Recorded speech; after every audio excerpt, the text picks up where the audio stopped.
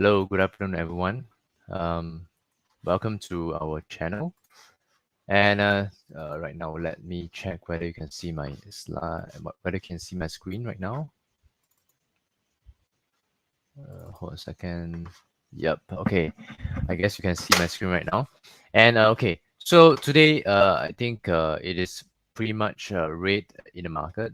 This is due to the expectation of the Federal Reserve meeting this week will be 75 basis point or even more hawkish. So that is why the sell down phase has been seen more rampant. And today itself, market breadth is 670 down, counters 173 is only the up counters. So I would say that the most significant sell down is definitely the the technology stocks, but due to due to the top of his result is coming out tomorrow. Therefore, people are also selling ahead of this event. So you can see that Top Glove right now is trading at around 71 cents, down 5.5%. It's contributing to 8.6%, 8.6 points down towards the index. IHH is giving up 25 points. Okay, so overall we can say that most likely healthcare is the most severe because tomorrow there is an event where Top Glove is coming up with results and people anticipate weaker results, and therefore people are selling ahead of that event. And on Wednesday in the US time, we have the FOMC meeting that is going to announce perhaps 75 basis points or even 100 basis points. It depends on what is their view on the market and view on the economic status. But for now, it is also quite severe in terms of the technology stocks, down 1.99%. So there isn't much to talk about, in this scenario, because during this few days event, the few days of trading, people will focus solely on the idea about what is the expectation of the FOMC meeting. So our view is still stay the same because the Federal Reserve needs to put the inflation target to 2%, and right now it's 8.1% year on year. So basically, to get from 8.1% to 2% target, it needs some time, and it will not go away so fast. And CPI numbers, a lot of people say that yeah, it can drop below 8%, but the fact that it's not dropping is because it's not because the food and energy prices is not coming down. It's the food and energy price has came down, but the shelter, which is related to interest rate hike, is also going up. So which means that if you take the idea of higher interest rate, which means that the rent, that they need to pay will be much higher because people need to factor in that into their costs. So shelter is not coming off anytime soon. So that is why people always say that core CPI numbers is just 5 to 6%, but it actually went up, during this recent August numbers. So they cannot say that core CPI numbers is down, is falling, but instead core CPI is up despite you strip off the earnings or the strip off the energy and also food prices. So basically, right now they have nothing to hide. They have nowhere to hide, and therefore they need to tame the inflation by either more hawkish or either taking away more quantitative easing early on. So right now it becomes the quantitative tightening. In September itself, it is lower liquidity as compared to June, and therefore that is what we are looking at right now. So overall, if my expectation is right, which means that if they want to tame the inflation until 2%, therefore they need to sort of be more hawkish, or they need to do more in terms of the quantitative tightening. Okay, so that are the two major things that they need to do. But from 8% to 2%, that is very tough, situation. So that is why technology has been hammered down, similarly to what happened in the Wall Street. Although you can say that Wall Street has turned into a hammer pattern, hammer candle, but I would say that people are, likely to buy in terms of bargain hunting until CPI, until FOMC meeting is out. Then they will check again what is the new things inside the FOMC statement, and they would, sort of gauge from that point onwards. But right now, it's still negative. So any rebound for me is selling the strength strategy. Then after that, if people is still don't like the tone of Federal Reserve, then they will continue to sell down again and then around after the FOMC meeting. So right now, people might be buying ahead due to bargain hunting activities until 21st of September. Once they out with the meeting, then they will check the outlook. What is their, what are their thoughts process? Then perhaps we can understand further. So for now, I think we should be avoiding technology stocks until further clarity. And if the CPI numbers is not going to come down anytime soon in the future, in the next 4 months or until end of this year, I think next year itself, I mean, throughout these next 4 months, it will be tough. And we may only see some light at the end of the tunnel, maybe in 2023. So let's see what is happening, in the US. But that has been affecting our stock market today. Down in healthcare, down in tech counters, down in industrial products. Mainly, I think overall, people are also looking at weaker economic recovery activity. If this Federal Reserve is going to increase rate, perhaps it's tougher, to do business in that environment, and that would also contribute to softer earnings. Okay, softer earnings, therefore softer recovery in terms of economic activities and so on and so forth, and that's being sold down. Okay, so that is the outlook of at least for this week. So what do we have today for our stock markets? I think we have selected a few counters, and some of the counters relates to consumer. Let me share you the screen right now. So these are the 8 counters that we have shared today. Only 2 triggered, but let me give you some thought process, behind why do we choose all this. BJ Food and Padini, basically they are under the consumer related counters, and I believe that there are still some good opportunities within these tools, this consumer discretionary, although people might take it, to say that consumer discretionary doesn't seems like it's going anywhere going forward, because if inflation hits, people will spend less, and things are not going to be rosy. But I would say that their defensive nature is there, and therefore we are still looking at a positive stance on some of these counters. Padini didn't trigger us today, although it has a breakout, sort of a small breakout last Thursday, but it did not follow through today, so it did not trigger us a signal. But BJ Food, yes, it triggered us a signal during this bar, which is early, I think 10:30, 11 a.m. That move, it see some breakout. And if you look into daily chart, it is still quite decent in terms of the breakout above the 93.5 cents level. And I still see that there is some good opportunities out there in BJ Food, and especially BJ Food has been giving out earnings and after earnings, strong earnings and after earnings. So that's why you can say that there are good opportunities within this, as long as they are still hovering above the SMA 200 and also their short-term EMAs. I feel that it's still quite sustainable in terms of their upward trending tone. And consumer discretionary, you can put it into two places. One is apparels, consumer discretionary like Padini. They might not be doing well, but I think lifestyle like BJ Food, like Starbucks, Kenny Rogers, all these are under the recovery team. They should be benefiting out of this scenario.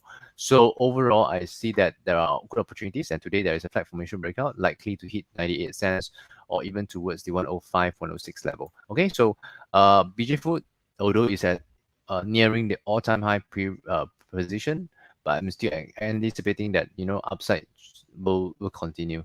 Okay, this is under the consumer counters. Under the medical related like Optimax and SCOMNet, I do see that there are good opportunities there. Although today itself people are selling off the shares, but if you take note of the counter, it has been quite sustainable in terms of their upward trending tone. The upward trend has come up towards that level. It has just pulled back towards all this range, which means that this is a consolidation phase around 58 towards the 60 plus level. Okay, so overall, they are in the consolidation phase, and then a breakout later part, 67 cents, and all the way up towards 79. And right now it's about 76 cents level. Um, yeah, 74.5 cents to be exact. So what I'm looking at here is that it should retest the 84.5 cents level, no doubt about it. And they're going to transfer to ACE main market from ACE market. So that is another catalyst. I think a lot of funds are lacking their recovery team, and especially during MCO, a lot of people delayed their cataract and also all the lasers um, uh, operations, and therefore right now it's time for them to pick up in terms of their earnings going forward, be stronger due to the backlog orders. So if you take note of this upward trend, pullback phase, and then a breakout recently, so you can actually peg towards this level here and see where is the upside target. So if I'm looking correctly, it should be hitting around 97 towards 1 ringgit level. So that is the ultimate goal of Optimax for the time being, because of all this upward trend, consolidation phase, and a breakout above the 70 cents level. I would say that there is a very good opportunity that it should go up higher towards 1 ringgit level. Okay, so that is the view of Optimax. Although today it didn't trigger us, but it's okay. We'll wait for another day for this. Yeah. Scomnet is also having very, very stellar results. Didn't drop much today.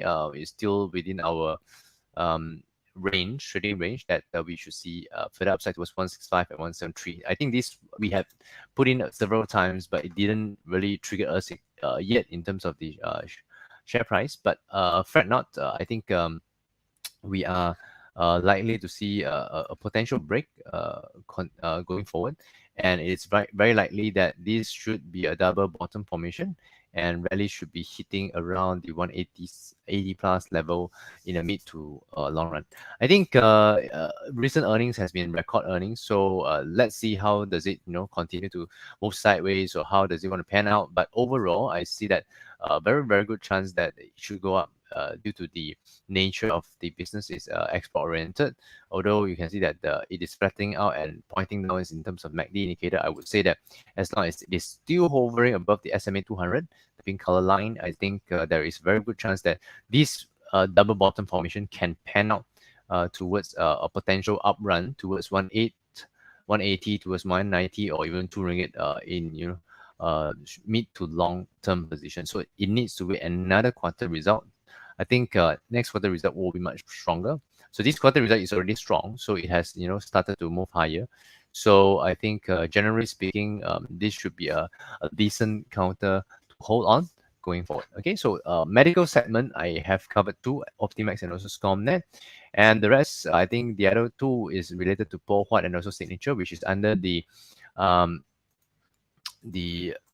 so-called furniture-related counters, which is also benefiting out of this export-oriented weakness in Ringgit Malaysia. I think today itself, basically, I think we have seen some of the quite weak Ringgit tone because it has continued to surge towards 454 right now as compared to $1 US. So definitely sooner or later, I think this will become a main topic that will trigger some export oriented counters that is going to perform well.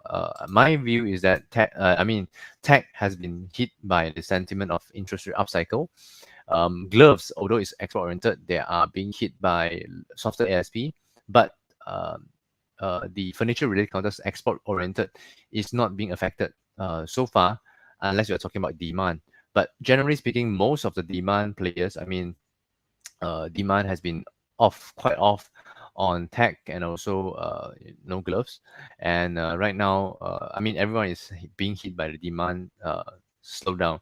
But Pol Pot or even the furniture related counters might benefit out of this situation because they are only the only thing that is hitting them is just the demand, but no other no other things that that is affecting them in terms of their sentiment. Why do I say so? It's because technology, there is a sentiment, interest rate upcycle, gloves, ASP is down, so there is a negative things. There are negative things on these two sectors. So basically, furniture related counters might benefit out of this situation and therefore should perform better, slightly better as compared to the other export oriented counters.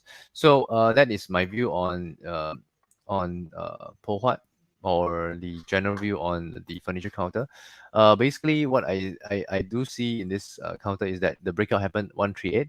It pulled back, rebounded, and I see that there is a very good chance that it should head towards 152, 155. Just that one of the things you have to take note is the liquidity wise, it's not as great, and therefore it is hitting the easily buy up, easily sell down kind of counter. So Pohat needs a little bit of time to weeder out the noise. Okay, so other than that, we have also another counter Sign. Sign is also quite positive. It has made new highs and trying to make new highs again and trying to move sideways in the uptrend tone. So basically, everything seems to be rosy on this counter, and there isn't much to to see or to say, but at least right now we are waiting just for the trigger to happen above 180. So far right now it has been making a breakout pullback and continuation pattern above the 160 level. So this is just a sideways consolidation phase, waiting for something to trigger. I think everything seems to be in line. Hopefully that people would cover them going forward in the media, and hopefully that they can actually reach 2 ringgit as a target. So overall, generally speaking, the SMA 200 is pointing upwards, and other moving averages are pointing upwards as well. So that is a good sign of this Signature International. So both companies are under the furniture related Po Huat and Sign. Then left with us is the OCK and also E-Frame. So E-Frame has triggered us some signals today. So let's see, let's check out where is the signal being triggered. Is here, the highest point of today's bar. But I think it's still hovering quite well above the 60 cents level. So let's check the daily chart. I think it is still upward trending tone. Our initial target was around, I think, 68.5. Next target is about 75.5. This is quite similar to what happened in Optimax. So it is trying to retest the previous high, same like Optimax, and it is upward surging mode. I think this is in the wave 3. So any pullback, I think, is quite safe to buy in or accumulate along this 60 to 62 cents level. Next target is about 60.5 and also 75.5 cents zone. Okay, so last counter is OCK. This is one of the counters that we think it should be in line with the team going forward until October, because of the idea on this telco sector is likely to be one of the beneficiary in the budget. So hopefully that we can see some good catalyst within the budget and give us some good indication of positive trading tone going forward. So what I'm seeing here right now is some of the range that you can actually look out to trade. It has started to break out above the 42 cents, which is also nearby with the SMA 200 zone. Right now, it's just hovering sideways within this range of 43.5 towards the 46 cents level. So we are likely to see further upside once there is a good breakout. And there is some green energy, renewable energy factor in OCK as well.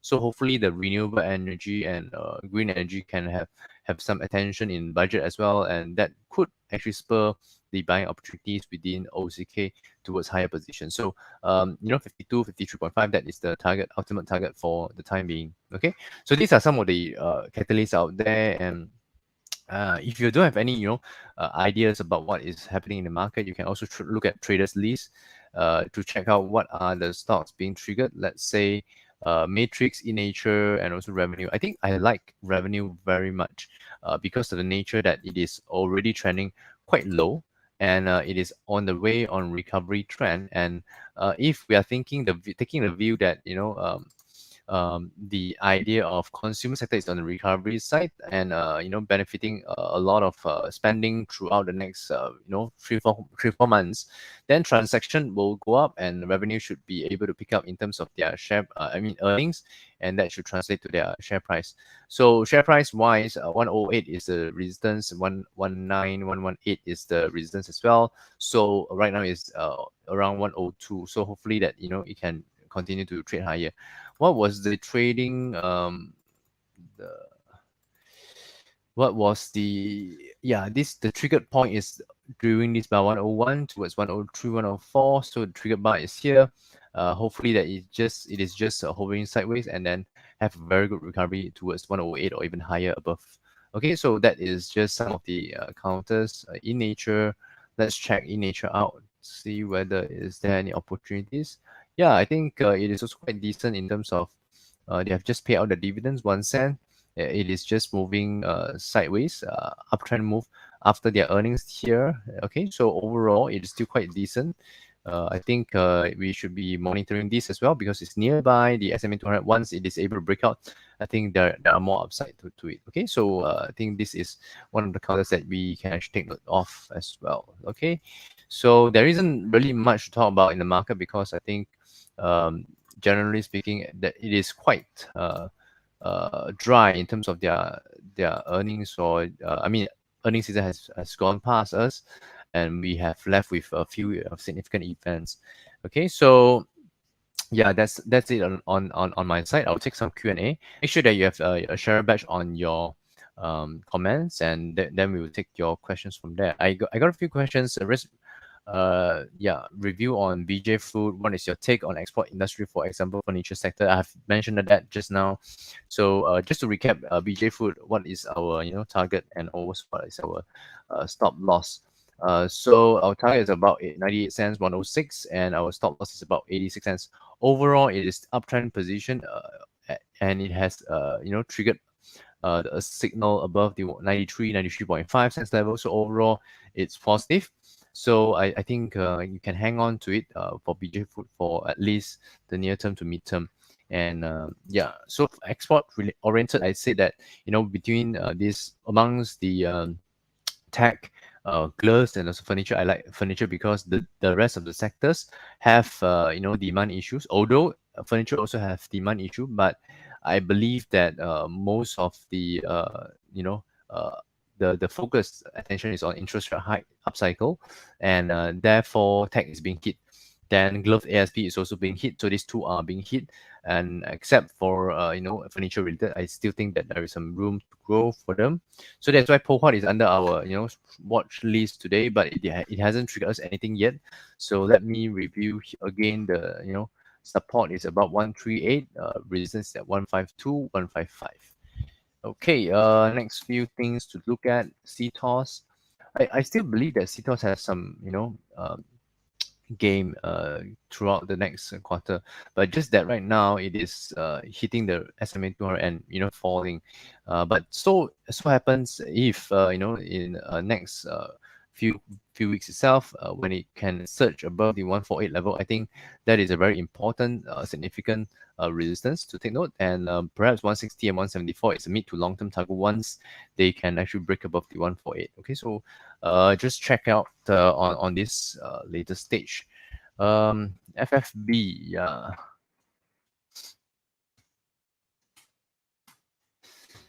So FFB, they wanted to break out, but it did not see some good follow through interest, and especially there are a lot of sellers on the first day itself.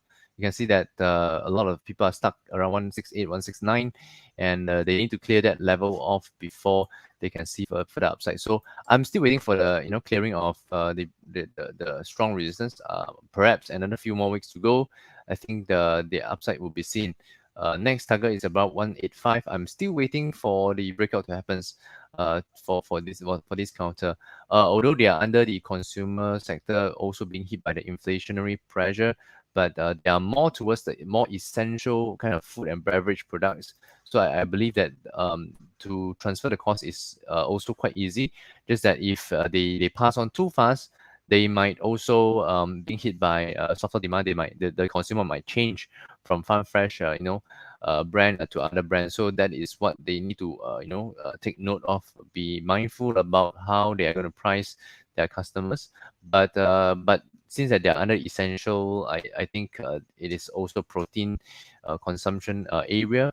I think that could also help them in terms of if they are not eating meat or eating less meat, can they get more proteins? Maybe it's in the milk, maybe it's in the yogurt and things like that. So I am thinking in that manner. There are a lot of people might switch their diet into more milk based and things like that. So let's see.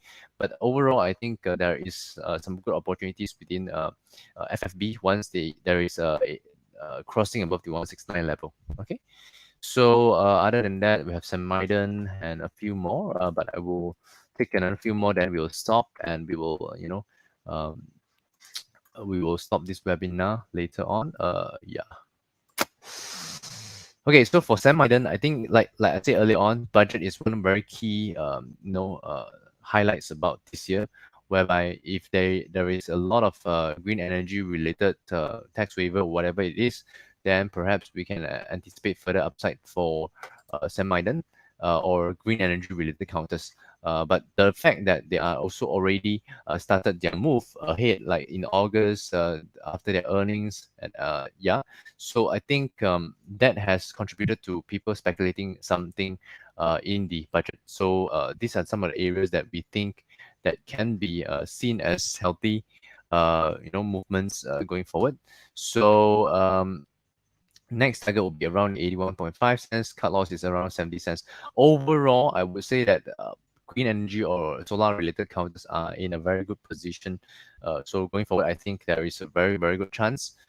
We just need to wait for the budget, whether any news on the budget that could affect the green energy related counters. But I think there is. So my speculation is that there is something happening in the budget, and therefore the catalyst will be there for them to boost even higher in terms of the share price. So Samiden, I think, is one of the better ones out of the solar related counters. So that is why after the earnings, they have been going up above the S&P 200. So it's a good sign. So just have to monitor for further upside once we can see more clarity on the green energy policies in budget. Okay, SFP Tech. SFP Tech has been pulling back towards this level, but it's not much. It's just pulling back a little bit towards 140 and rebounded. So overall, I think there is a very good chance that after this pullback, it will continue higher. So the timing of it continue to go higher is perhaps after the FOMC meeting. Once the negative things have been cleared, then perhaps that is the timing where you can see further upside on SFP Tech. Early on, I think 185 is the target, so I still remain that as the target for the time being. Okay. TAFE, another one that wants to be reviewed. TAFE. So TAFE has been turning just sideways and rebounded slightly higher today. Overall, I think it is also under the furniture related counter. Perhaps there is some good opportunities within this TAFE as well. Yeah, so the current position is about trading range around 425 towards 485.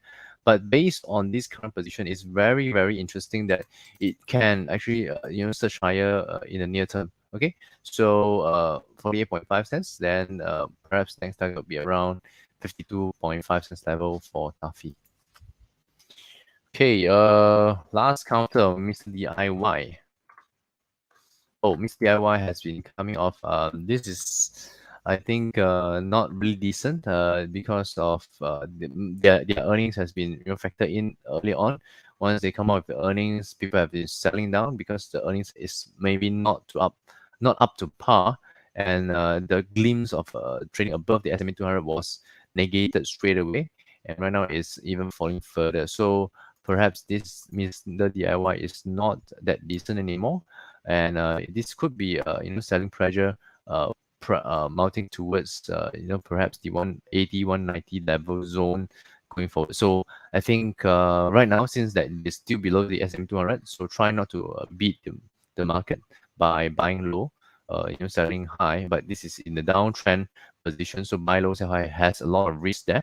So overall, I think this is on a downward trend, and try not to beat the market by buying low, sell high, because it is downtrend. So I think Mr. DIY has some pressure as well. Inflationary pressures. Their raw material costs might be higher. Their products might be higher in terms of their prices from China. So that's why that are some of the things that you have to take note. Okay, so I guess if they are falling below 2 ringgit, then 180, 190 is the target for the time being. But bear in mind they are in a downward cycle, so perhaps they can also fall back towards the next target about 180 or even 160 level. So that is what you have to take note on this kind of counters. Okay, so I guess that will be it for Mr. DIY and also for today's webinar. Thank you so much for tuning in, and we'll see you again next Monday. Thank you.